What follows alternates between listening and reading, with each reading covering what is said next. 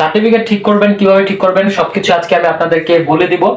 সর্বপ্রথম বলছি, এটি একটি সিরিজ ভিডিও, 4টা পার্ট থাকবে ভিডিওর। প্রথম পার্ট হচ্ছে পিএসসি সংশোধন করবেন কিভাবে, তারপর হচ্ছে জেএসসি, এসএসসি, এইচএসসি কিভাবে সংশোধন করবেন, সংশোধন করার প্রক্রিয়াটা আমি বলছি।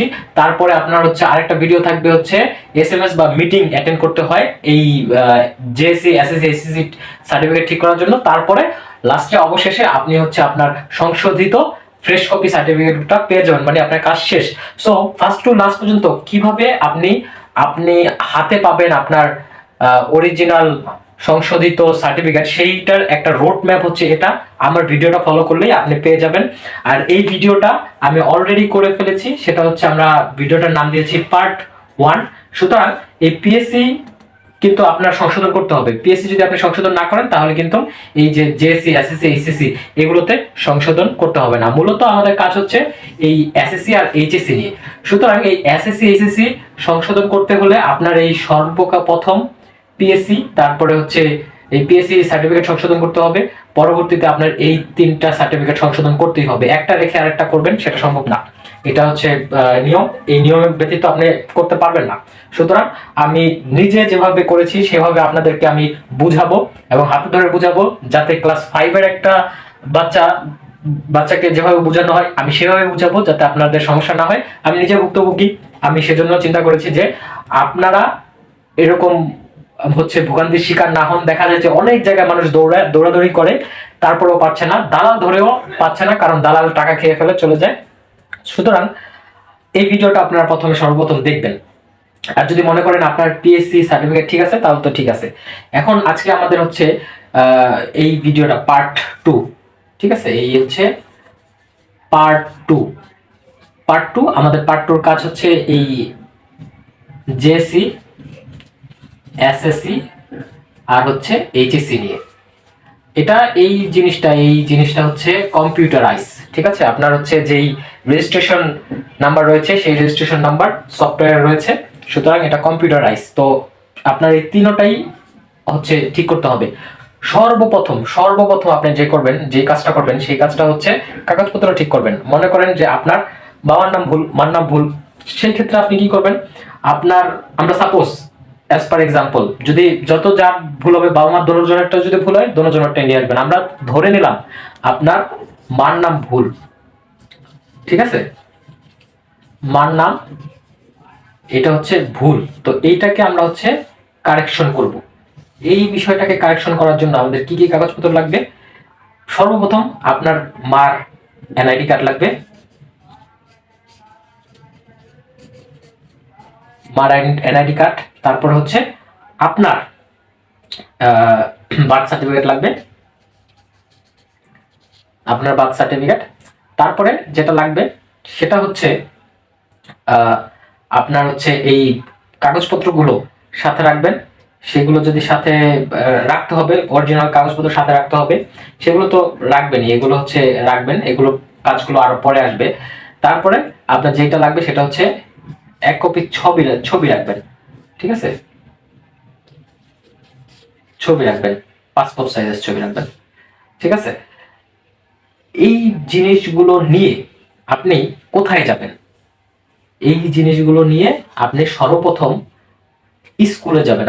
আপনি যে স্কুল থেকে হচ্ছে এসএসসি দিচ্ছেন সেই স্কুলে যাবেন, অথবা আপনি যে স্কুল থেকে যেই কলেজ থেকে এইচএসসি দিচ্ছেন সেই কলেজে যাবেন। সাপোজ ধরেন এটা হচ্ছেন আপনি এই কাগজপত্রগুলো নিয়ে আপনি আপনার কলেজ অথবা স্কুলে এসেছেন। কলেজ স্কুলে এসে আপনি অফিস রুমে যাবেন। অফিস রুমে যে কম্পিউটার অপারেটরকে বলবেন যে আমার সার্টিফিকেটে হচ্ছে ভুল আছে, নাম সংশোধন করব। এখানে আরো একটি জিনিস যোগ করতে হবে, সেটা হচ্ছে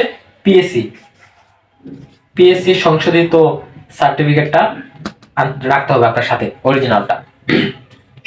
তখন আপনি যখন বলবেন এইটা, তখন আপনাকে কাগজপত্র চাইবে। আপনি এই সকল কাগজপত্রগুলো তাকে দিবেন এবং সাথে হচ্ছে আপনার এই ডকুমেন্টসগুলো দিবেন, যে আমি এই কলেজ থেকে পাস করছি, আমার হচ্ছে এই সার্টিফিকেট, এগুলো সবকিছু আপনি দিবেন। দেওয়ার পরে উনি যেটা করবে, উনি হচ্ছে আবেদন করবে, ঠিক আছে? উনি এই আবেদনটা করবে বোর্ডে। বোর্ডে আবেদন করার পরে আপনার কাছে এগুলো তো নিবে, স্ক্যান করে তিনি আবেদন করবে, নাম সংশোধন যেটা ভুল হয়েছে সেই সংশোধনের আবেদন করে নাম করবে। তারপর আপনাকে এই আবেদনের একটা হচ্ছে কপি দিবে, আবেদনের একটা কপি দিবে। এবং অনেক টিচাররা ভুল করে, অনেক স্যাররা ভুল করে অ্যাপ্লাই করার সময় তারা হচ্ছে আবেদন করে সেই ক্ষেত্রে হচ্ছে করে দেয়, তারপরে দেখা যায় যে SMS আসে না, কিছু আসে না, কি করবে না করবে। সেই পর্যায়ে আপনার এখানে অবশ্যই অ্যাপ্লাই করার পরে আপনি অবশ্যই স্যারকে জিজ্ঞেস করবেন, স্যার ফরওয়ার্ড কি করেছেন? ঠিক আছে, এটা হচ্ছে কলেজ ফরওয়ার্ড বা স্কুল ফরওয়ার্ড কি করেছেন? ফরওয়ার্ড যদি না করেন ভাই, অ্যাপ্লাই করে মানে আপনি অ্যাপ্লাই করে সারা জীবন বসে থাকবেন, কোনো লাভ হবে না। আপনারটা জায়গায় এই পেন্ডিংই থাকবে, পেন্ডিং লেখাই থাকবে সব সময়। ঠিক আছে, আপনার কোনো কাজ হবে না। সুতরাং আপনি 100% শিওর হয়ে নেবেন যে কলেজ থেকে কি ফরওয়ার্ড হয়েছে কিনা। দেখবেন যে ফরওয়ার্ড হয়ে গিয়েছে, এই ফরওয়ার্ডের কপিও চাইবেন, ফরওয়ার্ডেরও একটা কপি দিতে বলবেন, কারণ আপনার সিউরিটি লাগবে যে আপনার কলেজ দিল না, স্কুল দিল না ফরওয়ার্ড করে, তখন আপনি কি করবেন? সো আপনি 100% শিওরের জন্য বলবেন যে আমাকে ফরওয়ার্ড কপি দেন, তখন তারা আপনাকে এই অ্যাপ্লাই করার কপি দিবে আর এই ফরওয়ার্ড করার কপি দিবে। এখন আসেন খরচের বিষয়টা। আপনি 3টা জায়গায় হচ্ছে আবেদন করতে হয়েছে, আপনার 3টা জিনিস সংশোধন করবেন, আবেদন করতে হচ্ছে, প্রত্যেকটার জন্য আপনার হচ্ছে এই যে 500 টাকা করে। সুতরাং আপনার টোটাল খরচ গেল কত? 1500 টাকা। যেহেতু 500 টাকা করে 1500 টাকা, 1500 টাকা কিন্তু নিয়ে যাবেন খরচ সহ। ঠিক আছে, বিকাশের খরচ সহ নিয়ে যাবেন, আপনি 1520 টাকা নিয়ে যাবেন। এটা কিন্তু তখনই সেদিনই পেমেন্ট করতে হবে, স্যারদেরকে দিয়ে দিবেন, স্যাররা পেমেন্ট করে দেবে। ঠিক আছে, আপনার এই যাবতীয় এই কাজটি এখানেই শেষ। আপনি হচ্ছে কি পাইলেন হচ্ছে একটা অ্যাপ্লিকেশন ফর্ম পাইলেন, আর একটা হচ্ছে ফরওয়ার্ড ফর্ম পাইলেন। এই ফরওয়ার্ড ফর্মটার জন্য আমি সবসময় বলি যে এই ফরওয়ার্ডের কপিটা আপনারা আনবেন। এই ফরওয়ার্ড যখন বোর্ড ফরওয়ার্ড যখন করে না কলেজরা, স্কুলরা, তখন কিন্তু অনেক ভোগান্তির শিকার হয়।